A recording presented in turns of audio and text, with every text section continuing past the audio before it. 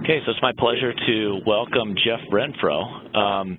Jeff is an engineering fellow at Honeywell Process Solutions, and that's part of Honeywell's Performance Materials and Technologies division. At Honeywell, Jeff has worked in the advanced solutions business in the area of advanced process control, manufacturing, execution systems, simulation, as a solutions architect and developer consultant. Jeff is currently a member of the Unisim design development team, and he's also in the past, for his past responsibilities, he's worked for Shell Development, Dynamic Matrix Control Corporation, Dynamic Optimization Technology Products, or DOT Products, and PAS, or Plant Automation Services, before joining Honeywell. During his career, he has supported several optimization and modeling system developments, including Opera, DMO, and Nova, and then he's also helped with developing Profit NLC for Nonlinear Controller. Jeff holds a bachelor's degree in chemical engineering from the University of Texas at Austin and a PhD in chemical engineering from the University of Houston. And today he is going to be talking about equation-oriented dynamic modeling, a perspective on progress and challenges.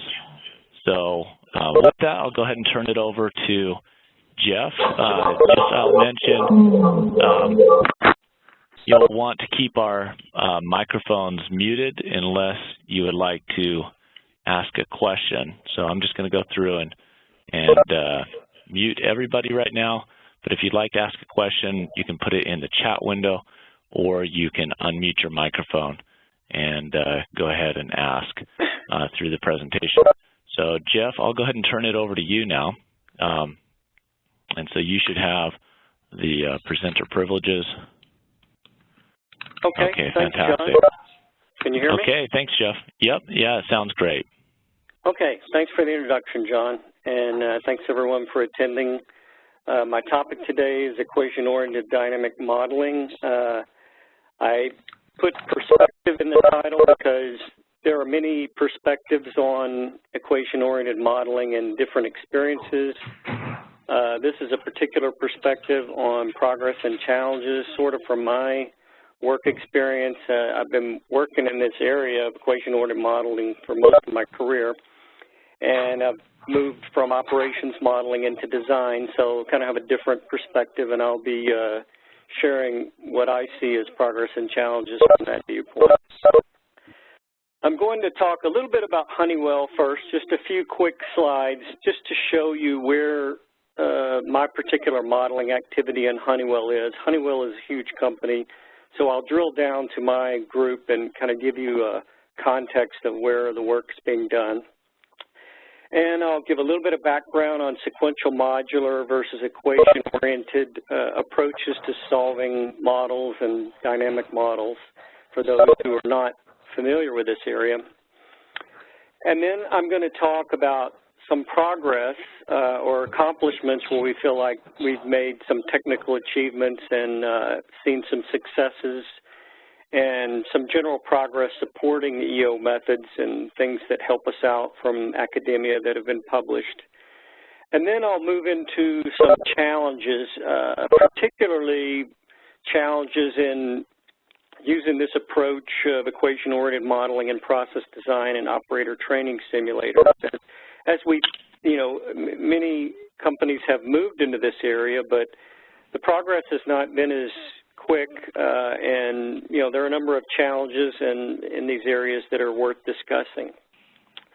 I'm going to show one case study, a few slides on a design type application that employs dynamic simulation and uses an equation-oriented architecture to give an instance of where we've had some success, and then I'll summarize and give some conclusions.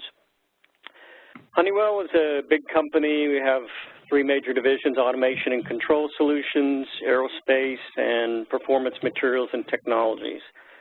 My group is Honeywell Process Solutions. We were recently moved from automation and control solutions over to performance materials and technologies. Performance materials and technologies is mainly comprised of one component is UOP, which provides a huge percentage of the refining technology to the world. And then we also have advanced materials. We actually have chemical plants and make specialty materials and specialty chemicals. So Honeywell Process Solutions was moved to this area to sort of better integrate and leverage each other's technology to offer new solutions. And Honeywell Process Solutions' main strength is, automation solutions for the process industries. And there's a number of hardware-based and software-based solutions. I work in this advanced solutions area. In advanced solutions, we offer software for process design, production management, operations excellence, process history, like a historian, and then enterprise collaboration. So within this space, we have some components of modeling and optimization.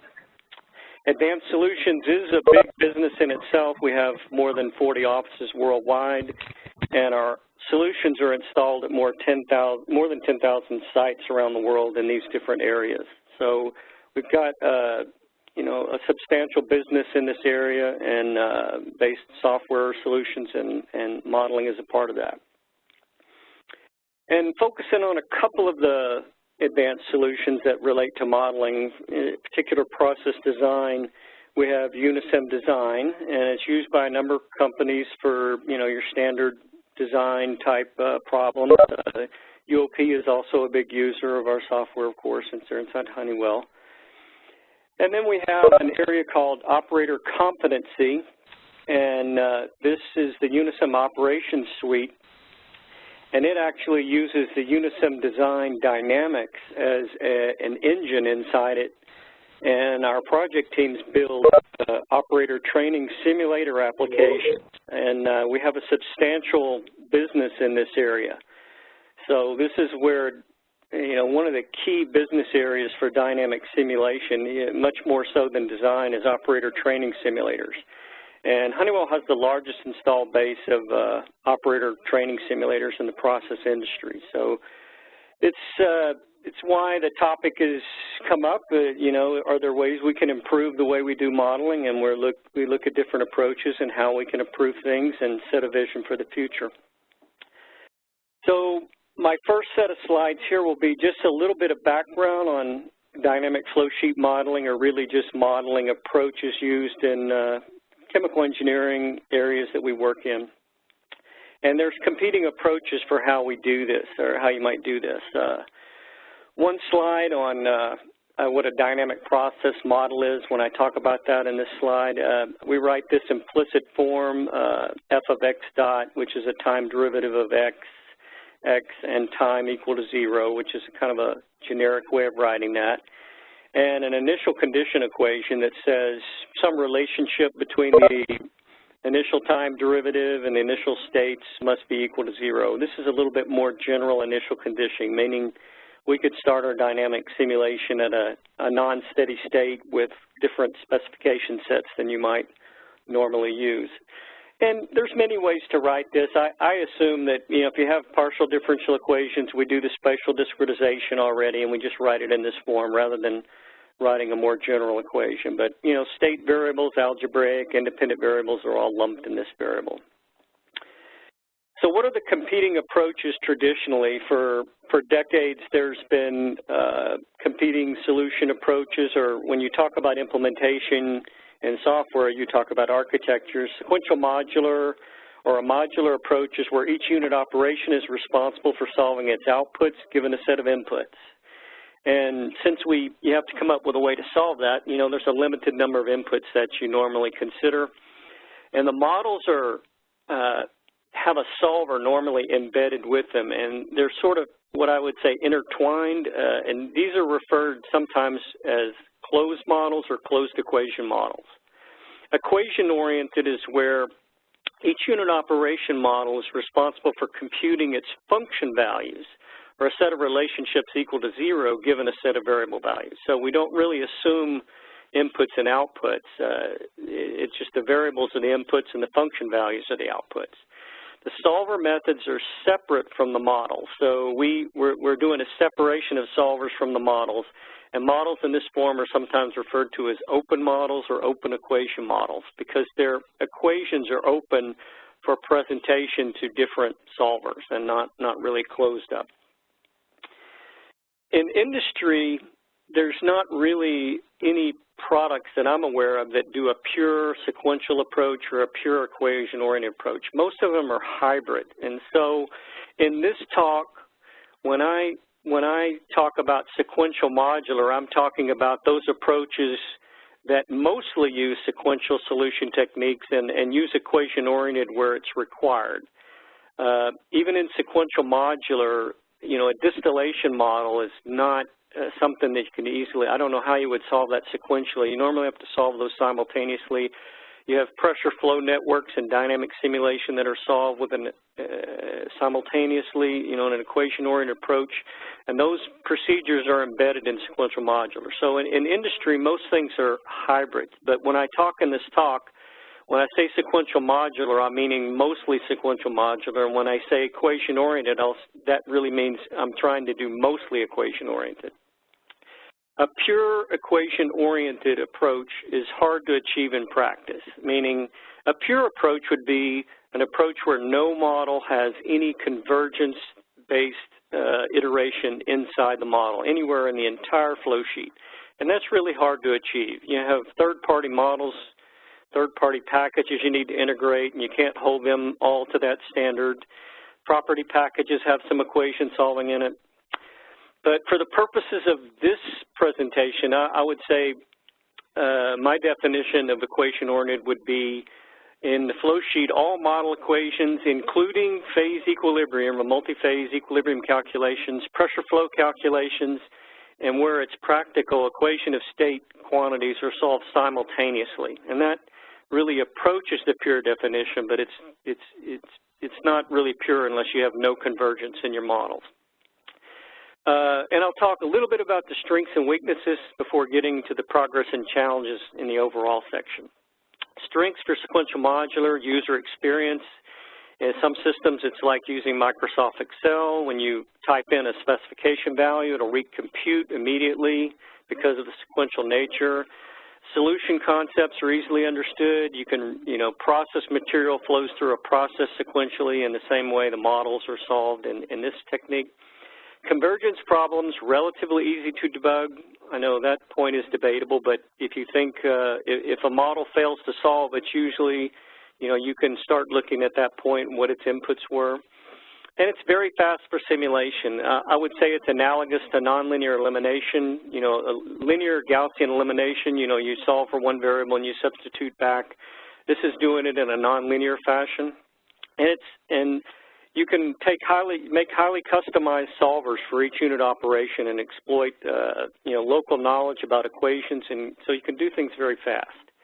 The challenges are you don't have a lot of flexibility for model specifications. If you want to specify something in one part of a flow sheet and calculate in another part of a flow sheet, you usually have to have a special operation added to do that. It's not very efficient if you start adding a number of those.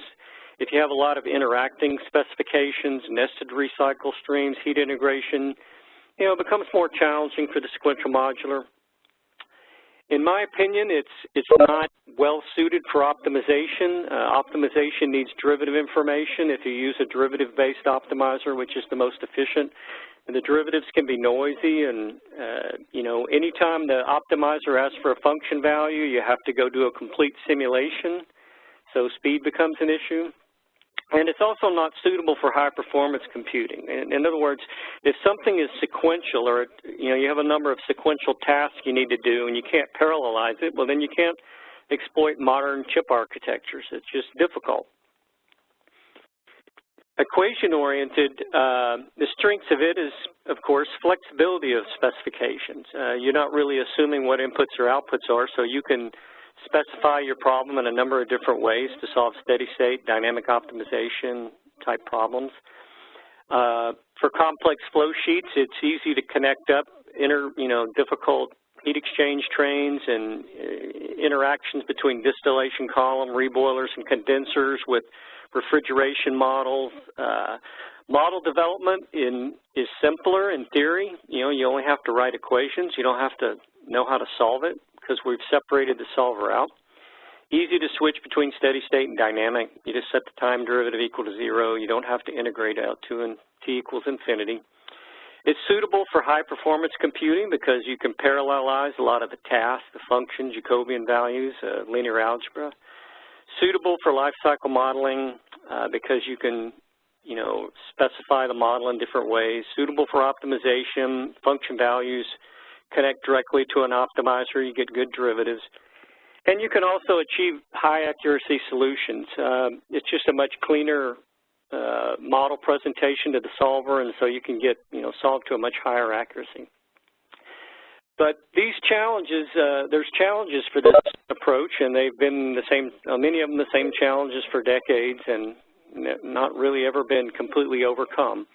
Convergence failures can be difficult to debug. I mean, if you've got a huge set of equation and something fails to solve, you know, how you find out what the root cause is. It's not as isolated as a sequential modular, so you need some analysis and you need help from the software.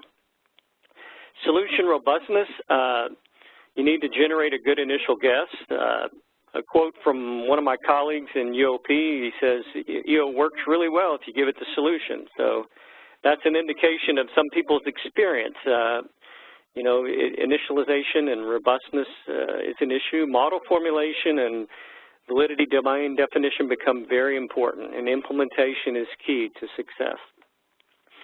You do have model equations that change form based on solution, you know, conditional equations that, you know, things that are easily handled in sequential modular are more challenging in equation-oriented. Calculation speed, if you talk just about real-time dynamic simulation and you focus on one time step, it's very challenging to match sequential modular speed. It's highly optimized, and, you know, you don't always have to get a full Jacobian and can do a lot of customized techniques there to get speed. So in light of the business that we have at Honeywell and process design and OTS, you know, what are the limitations of equation-oriented moving into design and OTS? You know, what barriers do we need to overcome to be successful? And the real question, you know, that we look at and think about is, can EO deliver a non-trivial improvement in value when you consider all the factors in business and technical? Meaning, you know, we do operator training simulators and people do projects, and, you know, it's not really, it's only of academic interest if it doesn't deliver real business value, meaning can we reduce our engineering time? Can we reduce, use less skilled engineers with less training to do this? Can we get more value out of the OTS models and use them for multi-purposes, life cycle modeling? Can we meet the computational speed expectation, the robustness expectation, and the functional expectation that we have right now? Otherwise, there's no potential for equation-oriented to deliver any noticeable value. So we have to think about those and explore the progress and challenges. So what is the progress that's been made over, you know, the last couple of decades in equation-oriented dynamic modeling? Well, one area where there's been some real tangible technical success is in using flowsheet dynamic models embedded in industrial application, online model-based applications. We can solve some really large-scale dynamic optimization problems in a fully simultaneous form. We've done these in performance monitoring applications, in nonlinear model predictive control applications. They run very fast, less than a minute. You know, that's probably faster now with the newer computers and so forth, but back in the early 2000s, a number of things I was involved with, we could solve pretty quickly for polymer flow sheets. And it's very reliable. You can set these models up and set the solvers up to run 24/7 doing control and only have a few failures a month. And so there's a review paper down here that was written that talks about some of this success, and although it's focusing on first principles models, it does note that equation-oriented approach was key in achieving this success. Another area of progress is modeling languages. You know, in the past, in my experience, I did a lot of Fortran programming. I'm an old crony with Fortran, and but you know, been involved with C++, but there's been a lot of nice work done in the modeling languages. You know, John Hedengren has done some good work with APMonitor modeling language. Of course, we have GPROMs, which evolved from some work at Imperial College into a corporation, and ACM, Aspen Custom Modeler, which evolved from SpeedUp. Unisym, we have our own modeling language, and so it makes it much easier to write a dynamic model. You don't have to write a solution procedure. You know, we don't have to worry about analytical derivatives. They're computed for us. You don't have to do numerical sparsity patterns. If you've ever done that, I've done 1 million numerical sparsity patterns and had troubles when they don't get determined correctly, and now I don't have to worry about that anymore. So there's a lot of object-oriented capabilities, and this has allowed a lot more progress to be made in modeling. Initialization, you know, we talked about giving a good initial condition. Computer science has helped with a lot of that. You know, a number of commercial systems, you know, even for quite a while now, when you change property methods, change correlations, change component slates to do design models, you'll get proper reinitialization automatically. I remember in the 90s when we did, you know, modeling for online applications, and we would change the component slate. Well, we'd have to worry about generating a new initial condition, and so we'd struggle with that for a while. But with the progress that's been made here, it's you know, it's improved dramatically. And modeling languages also support ways to get better initialization.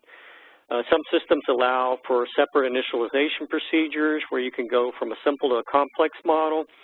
And then other systems will actually allow the equations to be interpreted and solved in sequential or simultaneous mode. And I noted a recent paper from John here that's going to come out where he's, you know, supplementing some of the literature here on this information. It continues to be an important area.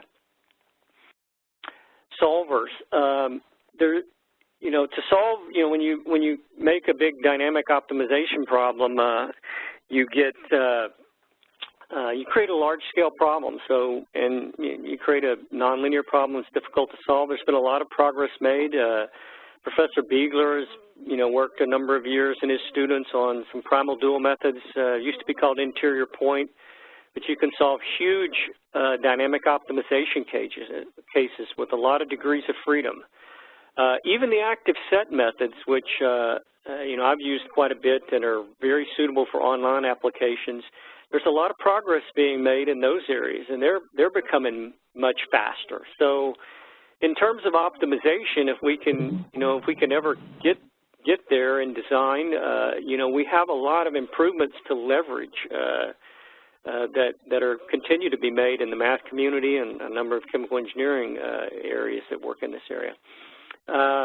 In terms of solving the differential algebraic equation simultaneously, the techniques have been there for almost 30 years. Professor Biegler published first related to this in the mid-'80s, and I did some of my graduate work in this area around the same time.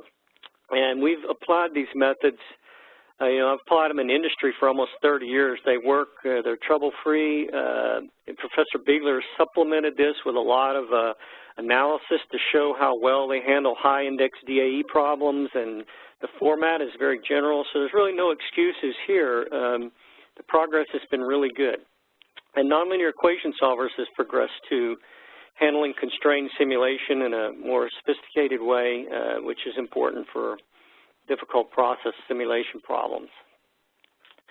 Another area which you may or may not have heard of is complementarity. And there's so many different ways to refer to this. You know, I looked back at an old paper from the 90s where they talked about conditional modeling, and they talk about how to incorporate logic into equation-oriented models and switching. And they really didn't use the term complementarity conditions. In fact, most people will be doing this type of modeling before they even know what it's really called and what the classification is. I know I did it in the 80s and early 90s before I really recognized that it was a discipline in the math community, and a lot of work's being done. But if you look at what you know, it seems kind of obtuse when you first look at it, but it basically says the product of x and y equals 0, and then they're both positive. Well, it seems like a simple math concept, but here's an example of the power of this. If you've got a function f of x written in this form with a couple of slack variables, and then you have this pairing of these slack variables with the residual of the bound. So if I solve f of x, if x solves between its upper and lower limit here, then by these equations, you see that these two slacks have to be 0, and that forces f of x to be 0. If when solving this equation, x goes to its lower limit, well, then you see that this lower slack can be positive, which effectively turns this function into an inequality. So f of x could be negative. And likewise, if x solves to its upper limit, then SU can be positive and f of x can be greater than 0. So you can transform or switch equations in the middle of your solving while you're solving. This is a very important formulation technique. It's also known as MPECs, mathematical programs with equilibrium constraints. You know, these are some of the jargon used in the financial world, but they're also called nonlinear complementarity problems. And many situations in EO modeling thought to be handled by mixed integer nonlinear programming are actually complementarity problems. You just don't realize it. The optimality conditions, if you write the optimality conditions for an optimization problem, are a set of equations and inequalities plus complementarity conditions. So why is that important? Well, a number of our models in chemical engineering are actually the solution of a minimization or a maximization problem. So if we want to have a chance to solve those in equation-oriented format, we've got to write the optimality conditions down and solve them simultaneously. And to do that, we need complementarity. Here's some practical examples that can be formulated this way. Reverse flow in a model, a compressor kickback or a minimum flow problem. Multi-phase equilibrium is a Gibbs-free energy minimization problem. For rigorous pressure flow calculations, you've got this maximum mass flux problem. So a lot of practical things can be done. Here's a couple of papers on some smoothing methods that, you know, Professor Biegler and his students developed, mentioning some of these, and also some strategy for hybrid dynamic systems where he shows how you can switch equations and do the things we need to do in dynamic modeling in a continuous way. It's not all easy, though. These are very difficult equations to solve. They violate some mathematical conditions for linear independence at the solution. There's different ways to formulate them. And the main progress here has been made by solver improvements to tell you how to modify your solver to handle these conditions. Modeling languages now allow these conditions to be expressed and defined directly. And the math community working in complementarity and primal dual methods have produced a lot of knowledge in this area that we can leverage.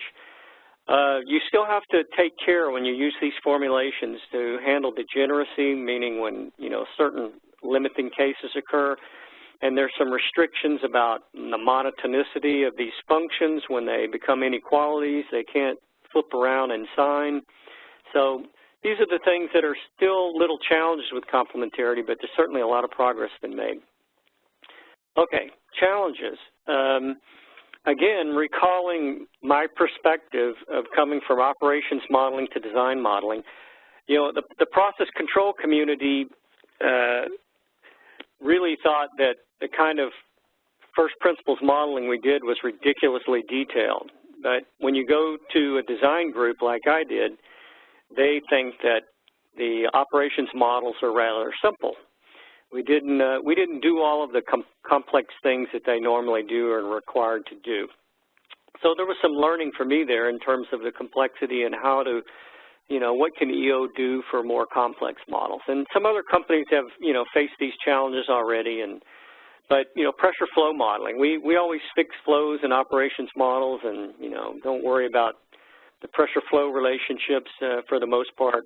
You know, we assume that response is instantaneous, and we can, we measure flows and just put them right into our model. So this is a challenge. Multi-phase heat transfer calculations. In online process models, the heat transfer coefficient is just normally just a number that I estimate. I can measure a temperature and I can calibrate my model and calculate that value. I don't have to use a really highly predictive method like this. You got multi-phase flow in pipes. You got rigorous phase equilibrium. There was some simultaneous phase equilibrium done in operations modeling, but we're talking here in design about 3 phases, 2 liquid phases, solids, hydrates. It gets really complicated. Complicated pressure drop correlations. Empirical equations in design. Some are client-specific regressions.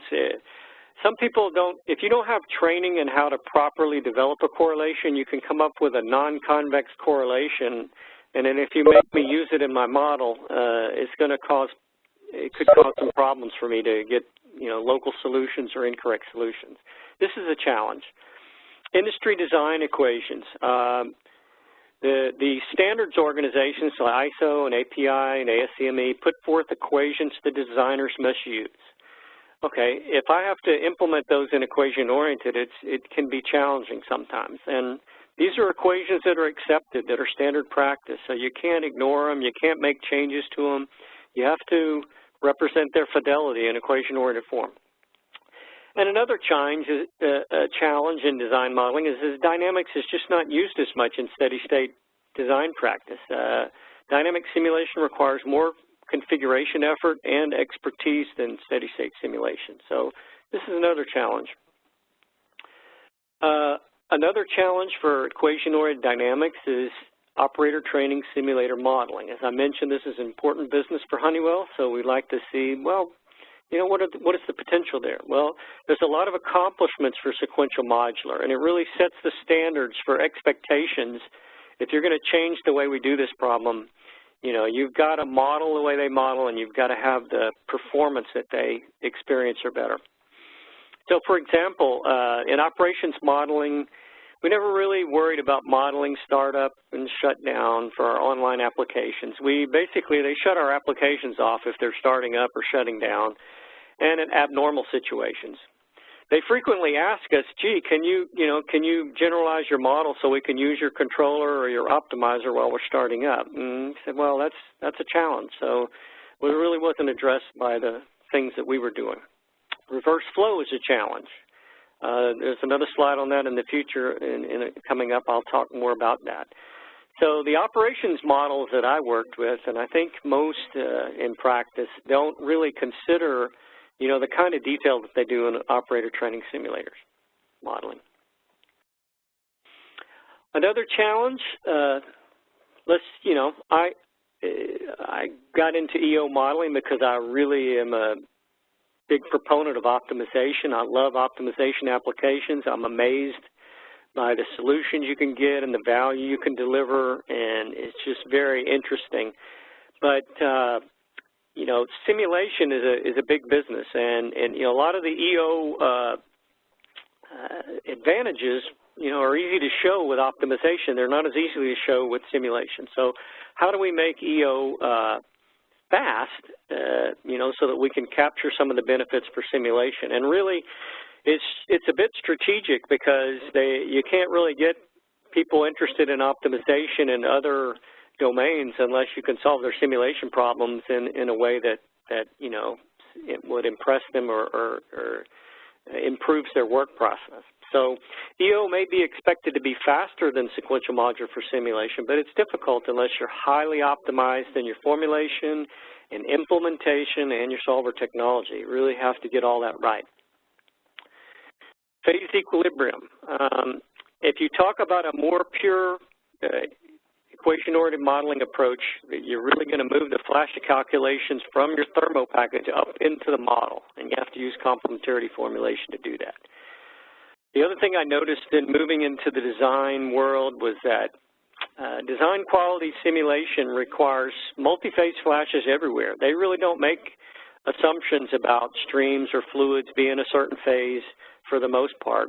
In operations modeling, we did a lot of cheating. We would say, well, This stream is only hydrogen, so I'm going to declare it all vapor, and I don't have to do a flash there. And this stream is oil and hydrogen or oil and nitrogen or some crazy thing that's always going to be two-phase, so I don't have to do a real simultaneous flash there. I can just hard code the two-phase flash. So a lot of the things we did, you know, using regressed or ideal K-values or component splitters with empirical split fractions, we really did a minor amount of what I would call rigorous thermo in a lot of the operations model we did. So we got to figure out and implement those challenges properly. In some equation-oriented approaches, they'll use a more hybrid approach, sort of a less pure approach where they use sequential flashes in an equation-oriented model. And so, you know, that's a pragmatic solution, but you could have reliability and speed issues because you've got these sequential modular flashes everywhere. I think it's going to be hard to be competitive in the long run with this approach, and you have if you have phases that don't exist, you don't have phase properties for them, and if you're doing, you know, calculations in other parts of your models, you may have issues with that. So it's kind of a challenge. It's a pragmatic solution, but it's one I would prefer to avoid. Simultaneous phase equilibrium calculations are being done. You need a number of pragmatic implementation techniques, especially when dealing with multiple liquid phases to ensure global solutions, and you have to find clever ways to emulate what the sequential flash has been doing. These sequential flashes in the commercial simulators solve billions of flashes in every kind of component system you could think of for decades and decades. They're highly reliable, and so it's quite challenging to match that level of reliability. Discontinuities, you know, have to have a slide on this because they're always a problem, and it should say unknown discontinuities. If you let the solver know about the discontinuity, then you can formulate it, and the solver can usually deal with it. But this is really unknown discontinuities continue to be a problem. You know, third-party models, you know, it's a limitation. They affect line search or global convergence type technology and solvers. You know, we can dumb the solvers down, like detune them to ignore discontinuities, but then you lose some of your convergence behavior, and so it's kind of a trade-off. I would prefer modelers write their equations in the best form and let the solver know about, you know, these discontinuities. Thermo continues to be a problem. It's always been a problem, but even more so when you try to think of more general-purpose dynamic simulation. A lot of progress has been made here, but still, you can't re-implement what has been proven in service for good predictions and simulation. Like, I can't come in and ask our thermo group, hey, we need to have a project to rewrite, you know, all these dozens of thermo packages that are offered. I don't even know how many there are. It's just not practical. So, you know, we have to deal with these. We have to try to protect if we're going to use them in the EO options. You know, we have to provide property calculations for phases that don't exist for our simultaneous flash. Some of the newer approaches for equation of states, these non-cubic equation of states, have issues we have to address. Professor Biegler's published a nice paper on an equation-oriented approach for doing a root selection in a continuous way with complementarity, and this is a nice paper. I'd like to see it generalized for non-cubic equations of state. You don't really see many papers talk. I read a lot of papers in this area, and everybody talks about how accurate the equation of state is, but I want to be able to solve it, and you know, there needs to be work in there to attacking those problems. This is the kind of challenge you see in equation-oriented dynamics. This is just like a fluid, and I ramp the temperature up in a dynamic simulation, and when the liquid phase disappears, the root will jump to some pseudo-root or something, and you get a jump in your fugacities and mole fractions. And in steady-state simulation, you know, you can jump from point to point. You might be able to jump around, but in dynamic simulation, you're going to find every little discontinuity, and, you know, it's going to show up. So it's kind of an example of, this is an unprotected package here as an example. So we would protect the things that we're doing. Initialization of values, this remains a challenge. I listed it in progress, but we still have challenges. For example, in dynamic simulation, you know, how you want to get a initial solution for your, you know, your point you want to initialize from to integrate forward. You may decide you want to fix flows, but if you have pressure flow specs, you have to flip those specs, and you may not have a very good solution for that. I guess we can continue to rely on sequential modular to help us with that, but I would like to be less reliant on sequential modular. You know, that's the obvious pragmatic solution. Well, let sequential modular help us, or come up with some heuristics here to better initialize, and we're going to improve the solver.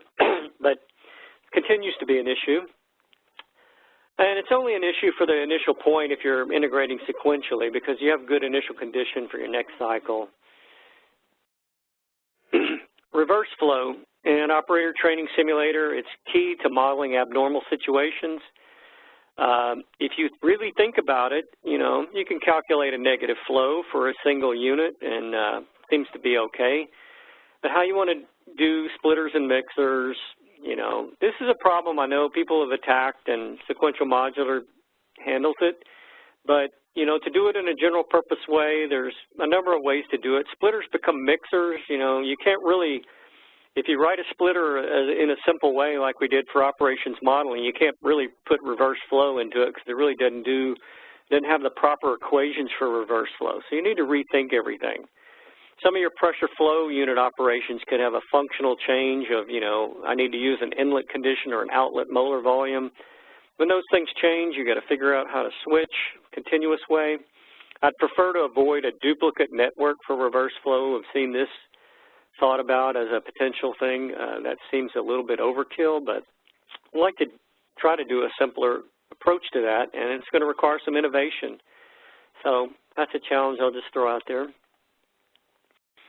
And going to talk about a case study in equation-oriented dynamic modeling, which is in the design area, and it's called blowdown dynamic simulation. One of the important things when they're designing plants and deciding about vessel materials is, you know, you got to consider what happens if you have an accident or a disturbance in your process and you get operating conditions in an unsafe region like high pressure in your vessel.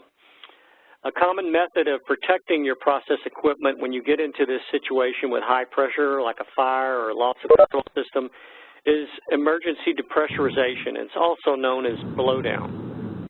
So in other words, if you want to prevent your process from blowing up, you need to have a strategy to blow down. What? And, hello? Okay. And so one of the things, you'd like to get the pressure down as quickly as you could, but if you decrease the pressure too fast and you get cold temperatures, you can have brittle fracture in your vessel. So dynamic simulation provides a good tool to study this problem, select materials, and design parameters. Now, there's a number of EO modeling challenges here. You know, the vessel models are very detailed. They're multiple three-zone models with phase equilibrium, simultaneous. You've got partial differential equations, heat conduction in the walls. The pipes have rigorous pressure drop correlations, partial differential equations effectively here. And your equipment may be initialized in a dynamic state. In other words, it's not necessarily going to start the simulation at a steady state. There's many choices for an orifice flow equation, but sometimes you need to use very rigorous equations for relief sizing, and it involves integral, pressure volume integral, and you know, you have to maximize this thing, and so it's very complicated. Even an orifice can get very complicated. When you look at the heat transfer calculations that you do, you need to know surface areas of the vapor zone, the liquid zone, the liquid 2 zone, and cross-sectional areas of these interfaces as a function of height in the vessel. When you look at the geometry, it becomes very complicated. You know, you got integrals relating to position, especially if you rotate the vertical vessel, it'll become horizontal. The expressions get very complex. And remember, I want to do all this simultaneously in equation-oriented format, so these are the challenges. Fluid wall interfaces, rigorous heat transfer. Again, we've got these complex heat transfer coefficients to calculate. This shows a simple little blowdown flow sheet where you got 3 vessels blowing through 3 orifices into some pipe sections and mixing. And these vessels all contain partial differential equations, the pipes, and very complicated structure. So it looks like a simple flow sheet, but there's a lot of complex calculations being done in an EO environment. And the designers will look at the fluid temperatures here for the different zones and the wall temperatures and make decisions about temperatures and orifice sizes and relief sizes and things like that. So that's kind of the way the design problem works. And you can, some of these vessels may be initialized. This is not really a process flow diagram. It's a relief system flow. So some of these vessels may be sitting here with some other different conditions. So you can't really initialize at a steady state point. So to summarize, EO dynamic modeling was an enabler for proper, rigorous blowdown equipment modeling. I think it maybe could be done with sequential modular in this detail, but I wouldn't know how to do it. And some of my colleagues who worked in this area for a while also thought this was a better approach to do it. So that gave me a little more confidence. But it's very complicated, but a good example of how you can do things simultaneously.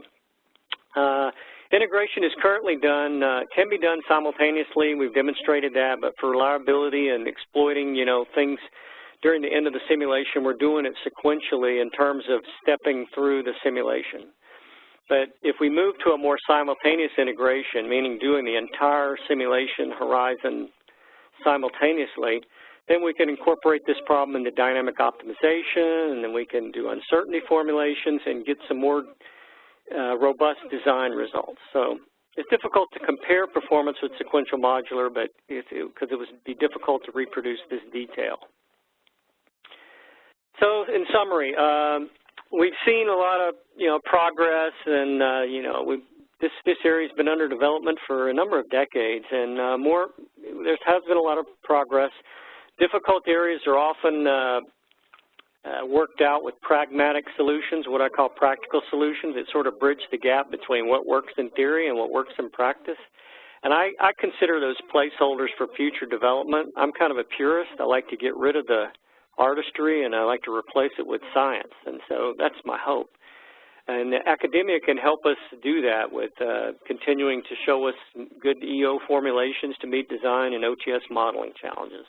Just be aware of solver requirements when you're doing that. And I think this is more of a collaborative effort over time as we collect together different ways to do different modeling problems, and industry consolidates those in our simulation and modeling packages. We can eventually do it just like sequential modular did it over a number of decades. I would say EO for dynamic optimization has clear advantages, and EO for dynamic simulations has made progress and still has great potential for improvements. Another general conclusion I would say is that the strengths of equation-oriented tend to be the weaknesses of sequential modular and vice versa. So it seems logical to conclude that they complement each other. It's not really possible to get rid of both or to say one's going to replace the other. The only way to do that is to eliminate the weaknesses of one of them. And I think it's hard to eliminate the weaknesses of sequential modular. It may be challenging to eliminate the ones for EO, but I think we might have a better chance to eliminate EO's weaknesses. Even though we've been working on them for decades, I think as people continue to work on them, those challenges will be overcome. And sequential modular is very mature and highly optimized, but I think EO has much more upside remaining to be tapped in terms of architecture. I put a little paper reference here, Software Tackling Tougher Tasks. If you look back at this paper, actually it was in 1993. It was in an issue of Chemical Engineering Progress called Computing in 2001. Herb Britt and Joe Boston were some of the key principals of Aspen Technology and founders, and really smart people, predicting that dynamic optimization would be prevalent in the early part of the 2000s. And although it was not as prevalent, they were correct in predicting that, that technical achievement was done in the early 2000s. And they talked about dynamic simulation and equation-oriented being used in design more. This is one area where I think their prediction was a little bit off. And so although we can predict trends, it's not always possible to predict when they're going to happen. I think they've happened a lot slower than some of the brightest minds have thought. So, and my final slide, I'd like to acknowledge some colleagues, if I could take just a minute to do that. Grant Stevenson, who worked with me in Honeywell and retired last year, he worked almost 40 years in dynamic simulation. I think he was a pioneer in operator training simulator applications. He developed a number of commercial simulators and pressure flow solvers and was a real innovator in pressure flow solving and champion for EO modeling. I'd just like to acknowledge his contribution to helping progress things. And Mike Marchetti, who is my mentor for many years, retired in 2010, working with Honeywell. He was what you would call an evangelist for equation-oriented modeling, and innovator, developer. He put his money where his mouth was. He funded advances by starting companies, and so he contributed to many commercial EO solvers and implementation. And then some of the key academic innovators, I know this is not a complete list, but these are people that I, read their papers and I think highly influenced my thinking in this area, especially Larry Biegler. And then the Unisim Design Hypertech Development Team, who started on this implementation a number of years ago, thinking about what kind of software and computer science needs we would have and working on that, when they could on the side, and progressing that development. I think it was very important and key. So that's all I have, John. Thank you for your attention. Sorry, so much material so quick, but I appreciate your patience in listening. Fantastic. Thank you, Jeff. That was certainly a great overview of some of the challenges with EO and then some of your experience in this area. What we want to do now is open it up for questions. If you'll just open up the chat window that's down below on the right-hand side, if you go out of full screen mode. If you'd like to, just test the chat window, go ahead and send a chat to everyone with your name, affiliation, and some of your interests. But we'll open it up now for questions for Jeff. You can also ask a question by unmuting your microphone, and if you'd like to ask Jeff a question that way as well. So either chat window or through audio, if you'd like to do that. We've got about 8 minutes for questions. Okay, so Jeff, just one initial question. These training simulators that have very sophisticated models in them, and I'm intrigued by that comment that you said during startup or shutdown. I imagine there's a lot of value there if you can have an optimizer running during those times. You mentioned that it hasn't been possible to implement the optimization solutions during startup and shutdown. What are some of the obstacles that you see for doing that? Right. Yeah, I remember a number of our applications where they'd ask us, can you do that? I think some of them are not. Some of them are just software issues, John. They're not really technical issues. For example, when you start up the unit, you don't have all. A lot of our advanced control applications assume that certain regulatory control systems are on and functioning, like controllers, PID controllers are in auto. Well, what if they're not in auto and you got to move a valve?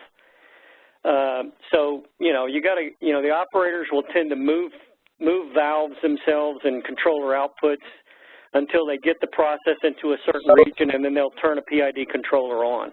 And when all these controllers are on and we meet our criteria, then we can turn the advanced control applications on. So, how do you, you got to design your controller to use different manipulated variables. You see what I mean? Excellent. Okay, great. Well, let me open it up to, looks like Sarah just unmuted the microphone. Sarah, you have a question? Oh, yes. Thank you for the presentation. Do you hear me? Yes. I can barely hear you. Okay. I was wondering which of the solvers that you named has the better performance from APMonitor.com, ACM, and Unisim. Do you have experience with all of them? Do you know the limitations and advantages of each of them? I couldn't hear that, John. Could you repeat it? So, Jeff, yeah, let me go ahead and just rephrase that. You know, solver performance and your experience with different solvers, which ones have the best performance, you know, supported in any of the packages that you've worked with? Well, you know, I've only used one solver most of my career, and this is the Nova solver because I was involved with writing it and many years ago. Actually, I was involved with the DMO solver and dynamic matrix control, but I think Nova was a next generation technology over that. And you know, I never really experimented around with publicly available codes because, well, since we're in the online application business, we needed to be able to go into source code and change things and fix problems. And so we just had to take that strategy of we have to take ownership of the solver. And, you know, I think that's getting more and more now where I don't have to do that. And I really haven't done solver development in a while, and I'm open to using new solvers. So I'm not really a good person to say what's the best solver now because I think we had one of the better ones in the 90s. But as time going on, there's a lot of technology being, you know, I still think it's a good solver, but technology is moving on. So not really sure what the answer to that is right now. But there's plenty of them that are good enough, I think. Okay, great. Thanks, Jeff, and thanks, Sarah, for that question. Okay, any other questions? Again, you can put questions in the chat window or ask them if you'd like to unmute your microphone. I have a question. Sure, go ahead, Mustafa. So you mentioned that there are many challenges with the initialization of the EO models. What is your insight about the work that is needed to be done in future, just to be not reliant on the sequential module? Right. Well, my approach to addressing the initialization problem, I think you have to have a three-pronged approach. You have to have a solver that can solve from the worst initial condition possible. I mean, your solver has to be as good as to handle very poor initial condition. But from a modeling side, I want to make the problem as easy as possible for the solver. So I want to formulate. I want to get the most linear formulation. I don't want to have a bad model formulation that causes me more difficulty. It's more nonlinear. So any kind of clever transformations of variables, things that make problems more linear. And then the other thing is, you know, proper bounding, keeping your variables in a proper region. And then a good part of the rest of it would be what I would say software or computer science, where you're utilizing sequential solution of your model or some type of different. I don't want to have multiple implementations of a model. I want to use the same model, but I want to solve it in a different way, or maybe use it for initialization with a simpler configuration. So you have to take all of these different ways of you want to just make the problem easier to solve, and you want to make your solver the last line of defense to say, well, you know, if it's hard to solve, then I got to do it. But I like to spend a lot of time on model formulation. Okay, great. Thank you. I don't know if that was a good answer, but I think some of your work that, you know, is in the right direction. Great. Okay. We had a question from Sudhakar. You had unmuted your microphone. Did you want to ask a question? Yeah. I just have a question comparing sequential and equation-oriented approach. And in a sequential-oriented approach, we have iteration. I mean, we need to go through iterations when we have recycling or interactions.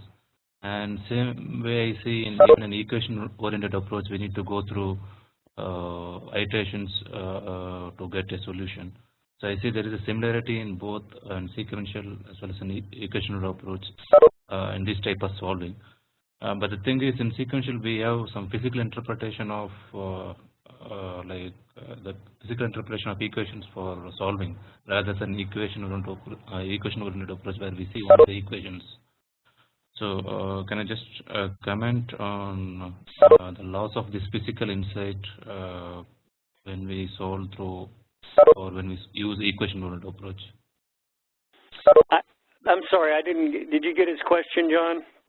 Yeah, just a loss. There seems to be a loss of physical intuition about the process when you solve with EO.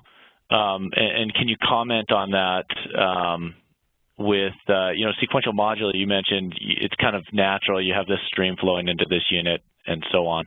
But maybe with EO, it's a little harder to see kind of the cause and effect relationship in units.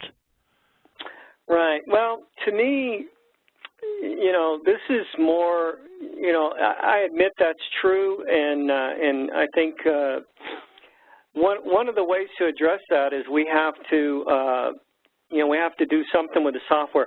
I mean, if we could do this right, and it wasn't, if we could do this all right, then you wouldn't really know how your model was being solved. I mean, why do you need to know how your model is being solved if we could do it right? So that's really the goal. That's what we need to get to is why do we, I don't want anybody to know, a design engineer doesn't need to know. Why you need to know that you're using equation-oriented? Why do you need to know you're using sequential modular?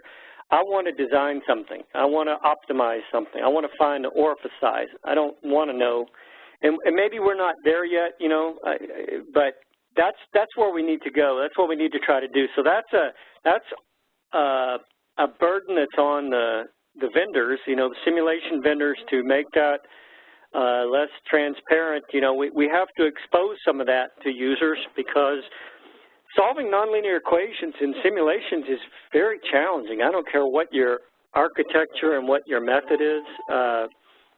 It's very challenging. So we have to expose some of this. And so I think, with some clever innovations in our interface, we could help with that. But ultimately, I'd say the answer is to get beyond knowing what the implementation is. I don't want to know much about my car engine. I don't want to know it's super turbocharged. I just want it to perform, and that's where we want to get eventually. I don't know when we'll get there. Okay, fantastic. Sarah, did you have another question? I saw you had unmuted. I have another question about empirical model identification. When we have the dynamic system form, for example, first order plus bed time, when we choose some parameters for the system and you want to just try to estimate that parameter, if we have to enter all the equations by hand in the open equation solver, is there any complementary program that converts some type of dynamic system to another system parametrically? Great. Jeff, so empirical models in EO environments, in particular yours, is there any support for taking these nonlinear dynamic processes and maybe estimating empirical models, the unknown parameters like first order plus dead time or others that might be seamlessly integrated with more rigorous models? Yeah, I think that's possible. I don't think we, in my example we have now, we're not doing that, but I know that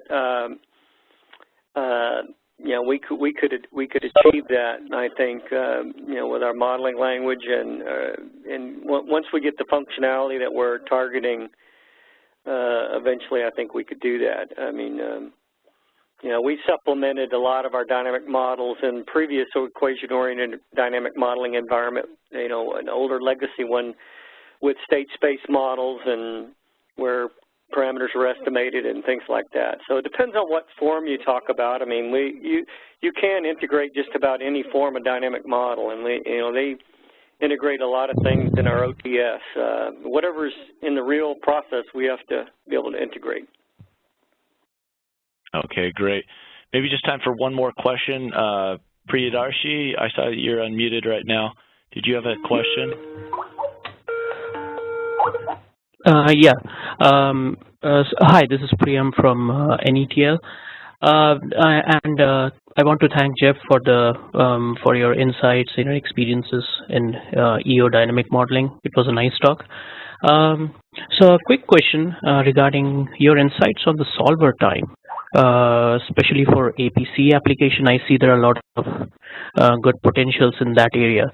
My question is, do you think, I mean, based on how complicated the flow sheet gets, do you think that EO dynamic modeling would be fast enough to evaluate, derivative information required for APC applications, especially when you want to implement real-time controls, advanced controls? Yeah, absolutely. I mean, we got hard proof of that. I mean, we've had EO dynamic models running online ever since the mid-1990s. ExxonMobil was one of the first ones that did it. We were working with them. And absolutely, I get a little bit frustrated sometimes when I read papers and say, people take different approaches than simultaneous because they say it's not, they're worried about computation time, or they're using a different modeling approach because they're worried about, I admit we didn't use, completely three-phase flashes everywhere, but we did a very rigorous model of a polymer plant with kinetics and everything, and we calculate derivatives, and John can attest to that. John and I have spent time in control rooms together making these things work, and we've done, with the application I worked on with John, we did, it was a process with 2 CSTRs and 3 or 4 blood flow reactors in series after those CSTRs, so that's like 5 reactors and a little recovery system, and so, that was the biggest application we'd ever done, and that would solve in about 5 minutes. You could solve it on a 5-minute, 10-minute cycle. Okay. All right. That's good to hear. Thanks. Okay, fantastic. Well, I think we're out of time now, but feel free if you'd like to contact Jeff about a question that you might have. I'll be glad to forward those questions to him. So go ahead and just contact me, and I'll forward those on to Jeff. But thank you, Jeff, for the presentation. I think it was really timely and also really well done with your experience in this area, and just also a practical guidance for those working in this area as well. So thank you for the presentation, and we'll go ahead and sign off now.